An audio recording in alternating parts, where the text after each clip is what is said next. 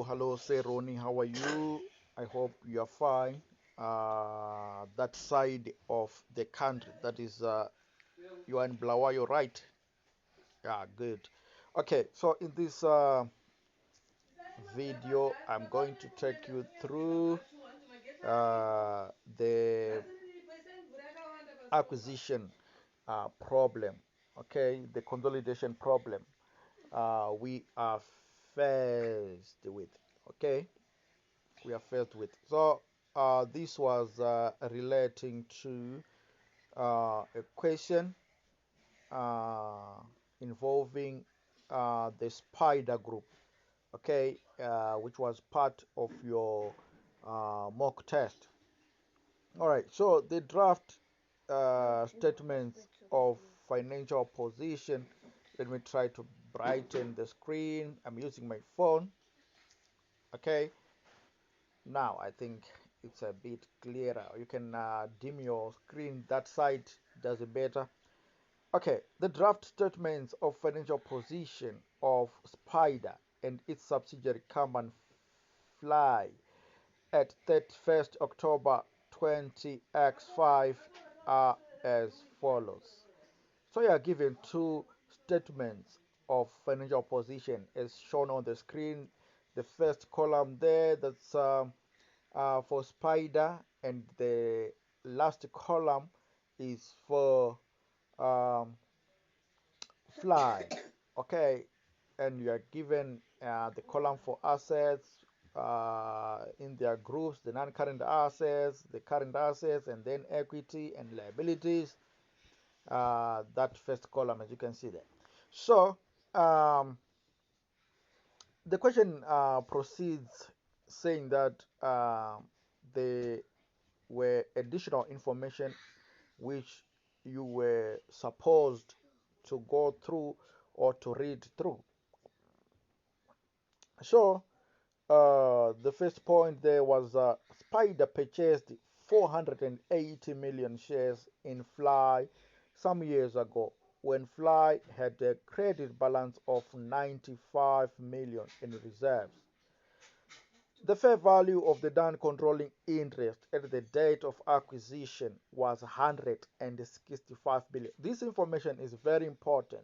Whenever you are attempting a consolidation question or a long financial accounting question, you must as well uh, go through the notes. These are the additional notes, right, which help us to understand the financial statements which are given.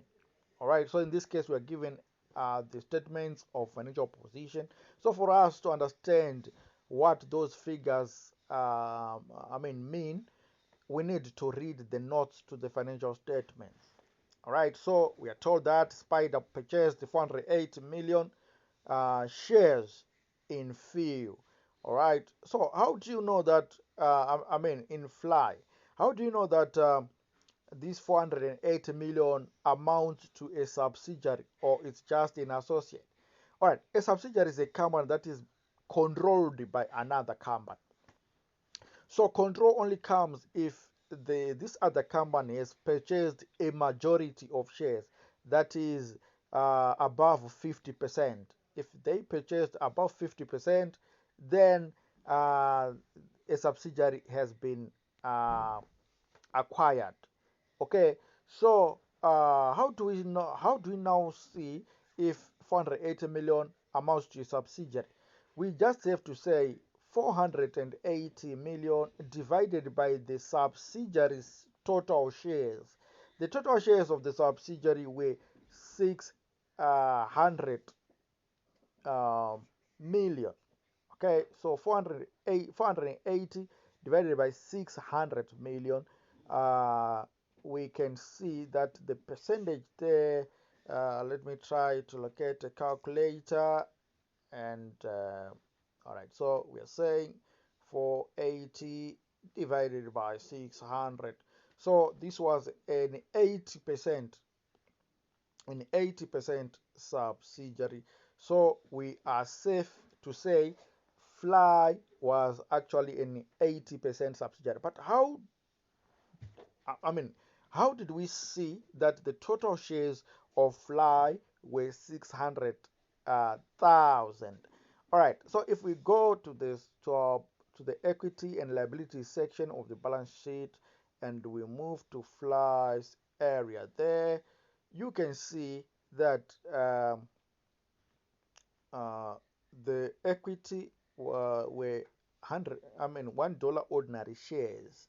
Okay, $1 ordinary shares, and uh, in Fly's column, under that same portion, in that same row where it is written $1 ordinary shares, you can see that the share value there was $600 million, and each share was worth $1. So therefore, you can safely say that the number of shares were also 600 million. Are we together? Okay, I am sure you are seeing 600,000, but if you look at the top of the statement there, where you are seeing spider and fly, there are three zeros, which are in with an apostrophe after the dollar sign. There is a dollar sign, apostrophe, three zeros there. So it means that that's 1,000. So, and we have got 600,000 there. So it becomes 600 million. I'm sure I'm not confusing you there. Okay, so the figures are in millions. Okay, they are in millions. All right, so that's 600 million. All right, so we are also told that the fair value of the non-controlling interest at that date of acquisition was 165 million. All right, so remember, if we purchased 80% of the shares, then the non-controlling interest should be 20%. The non-controlling interest is just the minority shareholders. We acquired the majority of shares. So we are the majority shareholder. So we are the controlling company or the parent company. But the remaining shares are for those shareholders who are a minority. So that's what we call the non-controlling interest. So when we are now calculating what is called goodwill, you need to understand that uh, for the computation of goodwill, let us go to the question there. The question wants us to prepare the consolidated statement of financial position, and the first working we are required to do was the goodwill. As you can see on the screen there, the goodwill should be calculated first. So if you look at the possible solution there, you can see that um, for us to calculate goodwill, we need to know the fair value of the consideration which was transferred. Okay, um, so from the question, we are told that they bought these shares for how much? How do we see the amount which was uh, paid to acquire? So if we go back to our statement of financial position, you can see that there is what is called investment under the assets there. There's a portion written investment, and under that element, you can see that there is a description: shares in Fly at cost, and the shares were worth how much? Under the spider column, there is 660 million. So that was the value of the investment. That was the amount which was transferred, 660 million. So this is why you are seeing that the fair value of consideration transferred was 660 million. Then you need to add the fair value of the NCI at acquisition, and we noted that it was 165 million from the notes. From the notes, okay, you can see the 165 on the fair value of non-controlling interest at the date of acquisition was 165 million. That is on part A there. Okay, So we are good to go. Then we need then to deduct the net assets at acquisition. Net assets at acquisition refer to the share capital of the subsidiary at acquisition, the retained earnings at acquisition, and the fair value adjustment at acquisition. All right. So uh, the share capital is expected not to change. So you just have to expect that the share capital is reported. The share capital of the subsidiary is reported in the financial statements, in the statement of financial position given in the question, will remain the same. Okay, the share capital will remain the same. So we can see that in the statement of financial position there under Spider, the ordinary share capital was 600,000. So just slot in that figure when we compute our uh, net assets. So 600,000 is just taken as is. And then retained earnings at acquisition. Retained earnings at acquisition. Now we are going to get this figure from the notes. We are told that on part A there that the purchase was done when Fly had a credit balance of 95 million in reserves. So retained earnings are also part of the reserves. Remember, they are general reserves and so forth. So retained earnings are also reserves. So we take the 95 million there. I've taken that figure from the part A. We are still on part A. So we slot in the 95 uh, million. The reason why we are taking or we are computing this, we want to determine the value of net assets when the company was acquired. Then fair value adjustment at acquisition. This one now we also need to read the notes to determine if there was any fair value adjustment. Remember, when we acquire, sometimes we understate the assets which we are acquiring. For example, the valuer might say, no, this building is worth 30 million. However, when we do a second revaluation, we then discover that, oh no, the value of the asset was actually 50 million at the time when you purchased. You need to reflect the actual, market value of the building. All right. So let us hear from the notes. At the date of acquisition, the freehold land of Fly was valued at 70 million, in excess of its book value. The revaluation was not recorded in the accounts of Fly. So, at the date of acquisition, the freehold land was valued at 70 million, in excess of its um, value. Okay, so this revaluation was not recorded in the accounts of Fly. So we need to put the 70 million, which was not recorded at the time of acquisition, to then be accounted for. Okay, we need to account for this 70 million appreciation. So we then have to slot in the 70 million. So this is why you are seeing the 70 million being added there. All right. And likely enough, this land is not depreciated. So because it is not depreciated, we are not going to worry about any excess depreciation. All right. Land is not depreciated. So let us add the figures: 695, 70. Oh, there is a call. Let me just take the call. Um,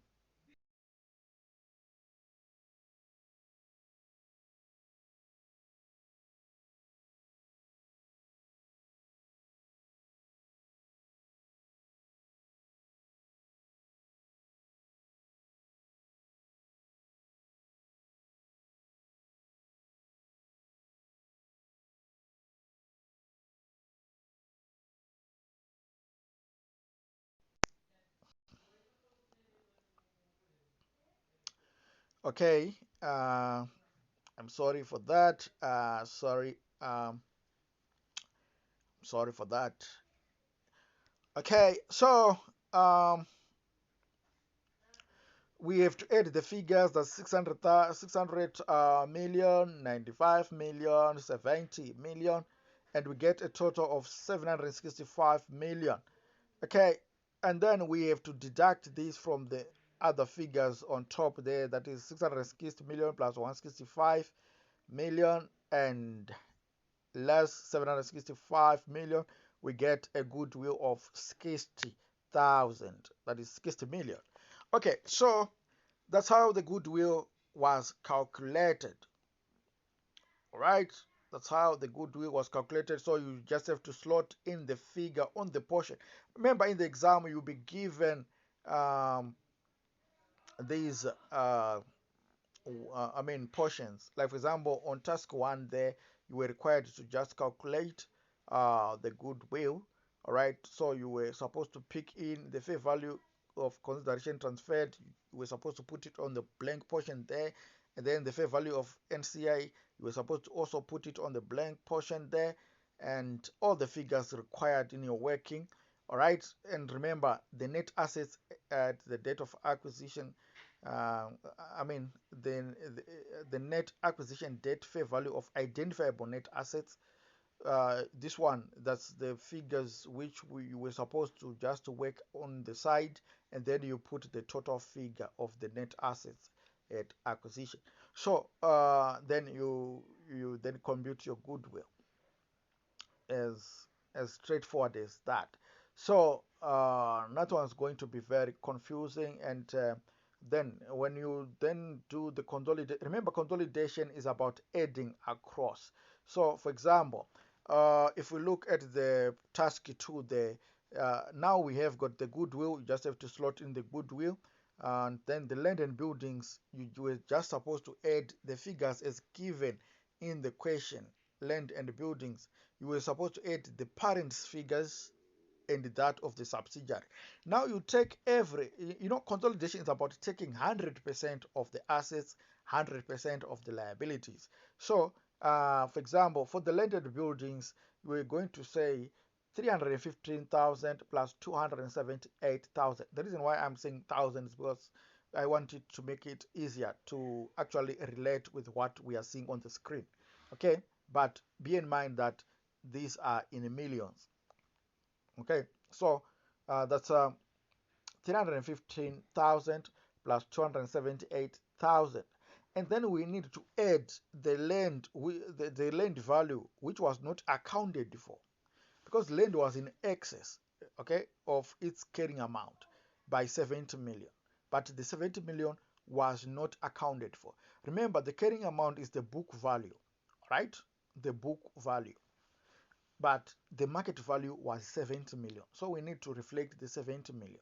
So we need to add that 70 million, uh, as you can see there, the land and building, that's 315 for the parent plus 278 for the subsidiary fly, and the 70 million, which was the fair value adjustment. And all this gives us 663,000. Then the plant we add across, that's 285 for the parent and 220 for the subsidiary. As you can see here again, okay, the plant 285 for spider and then 220 for fly, which is the subsidiary. Okay, so that's how you do your consolidation. All right, for the current assets, just do the same again. Um, Now, the receivables, you can see that the receivables and inventories, there are a lot of adjustments there you need to do. Okay, just follow this. I send you these. All right, those ones have to do with, the provision for realized profit as well as for current accounts. Current accounts where there's a receivable in the parent or subsidiary, and then there is a payable in the parent or subsidiary again. So you need to deduct, they need to be removed from consolidations, those items, and then the provision for unrealized profit, if any, you also need to adjust accordingly. So all those things you need. So go through the workings and everything I've given you there. All right, and be ready for the last mock. All right, be ready for the last mock, ladies and gentlemen. Until next time, please continue to feel excited, and I mean it, very excited. I'm signing out.